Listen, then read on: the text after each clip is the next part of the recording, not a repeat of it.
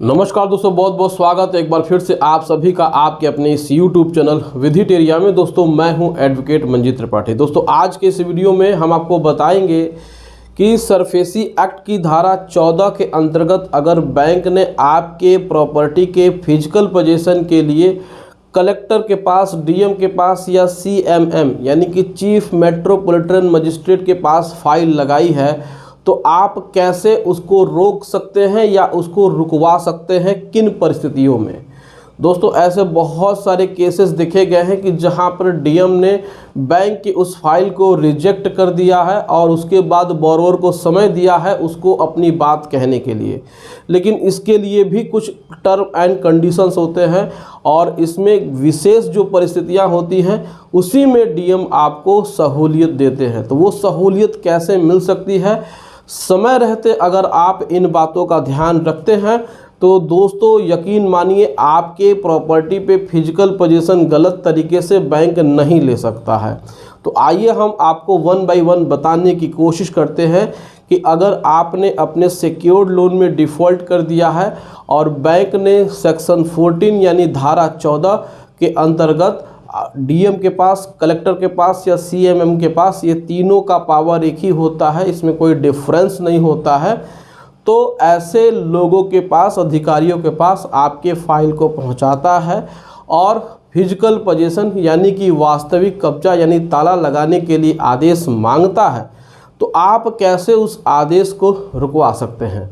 सबसे पहले बात तो आपको ये देखना है कि बैंक ने आपके कैश क्रेडिट यानी कि सीसी लिमिट बहुत लोग बनवाते हैं और उसमें बैंक ने जानबूझ करके उसको रिन्यूअल नहीं किया है और जानबूझ करके एनपीए कर दिया है और उसके बाद 13/2 की नोटिस दी और 13/4 की नोटिस नहीं दी और सीधे चले गए डीएम के पास, कलेक्टर के पास या सीएमएम के पास और वहाँ से फिजिकल पोजीशन के लिए डिमांड किया।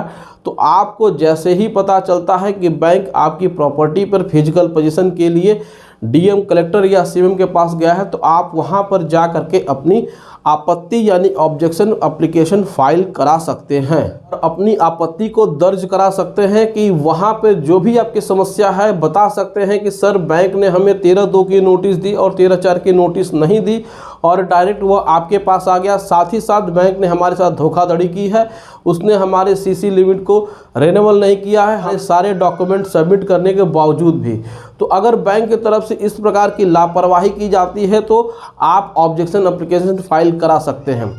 दूसरे मामलों में अगर कोई होम लोन है या कोई बिजनेस लोन है, उसमें भी अगर बैंक ने गलत स्टेटमेंट के तहत आपके अकाउंट को एनपीए किया है और उसने समय पे आपको 13/2, 13/4 की नोटिस नहीं दी है और बैंक सीधे कलेक्टर के पास पहुंच गया है, तो यहाँ पर भी आपको राहत मिल सकती है। आप सीधे डीएम ऑफिस में जा सकते हैं, वहाँ पर आपत्ति पत्र फाइल कर सकते हैं, अपनी प्रॉब्लम बता सकते हैं, रिटेन में बता सकते हैं। इसके लिए आपको किसी भी अधिवक्ता की ज़रूरत नहीं पड़ेगी, एडवोकेट की ज़रूरत नहीं पड़ेगी। आप खुद ही विक्टिम हैं, आप खुद ही परेशान हैं, तो आप खुद ही जाकर के अपनी बात सही तरीके से कह सकते हैं।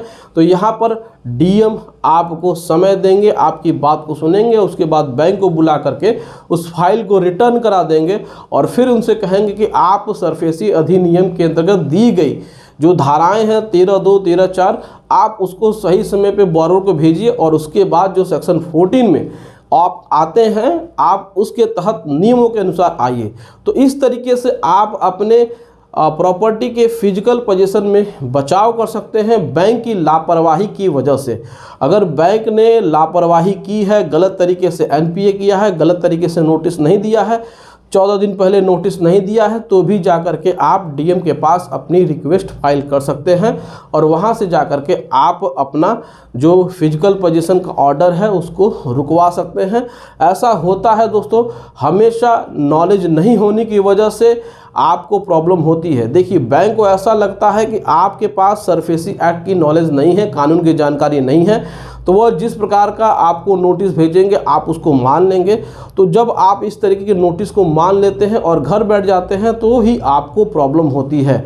लेकिन आपको अगर थोड़ी सी जानकारी है तो आप ज़रूर जाएं, डीएम ऑफिस में जाएं वहां पर और अपना बात वहां पर आप कर सकते हैं, अपनी बात वहां रख सकते हैं, क्योंकि डीएम आपके ज़िले का मुख्य जिलाधिकारी होता है वह एक प्रकार से गार्जियन होता है, तो वह अपने नागरिकों की बात को सुनने के लिए बाध्य भी है और यह आपका सिटीजन राइट भी है।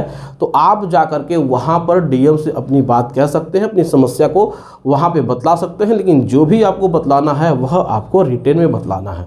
तो इस प्रकार की चीज़ें अगर आप करते हैं तो आपके घर पे गलत तरीके से बैंक फिजिकल पोजीशन नहीं लेगा और फिर आपको यहाँ पे समय भी मिल जाएगा। तो दोस्तों यह जानकारी आपको कैसे लगी आप कमेंट करके हमें ज़रूर बताएं।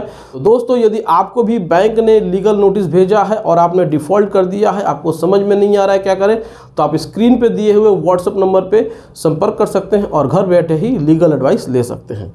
दोस्तों वीडियो अच्छा लगा हो तो वीडियो को एक लाइक ज़रूर कर दीजिएगा, इसे अपने दोस्तों और रिश्तेदारों में भी शेयर कर दीजिएगा और हमारे चैनल को सब्सक्राइब करके हमें सपोर्ट ज़रूर प्रदान करिएगा। दोस्तों मिलते हैं नेक्स्ट वीडियो में, तब तक के लिए आप अपना और अपने पूरे परिवार का ध्यान रखिएगा। Thank you so much. जय हिंद दोस्तों।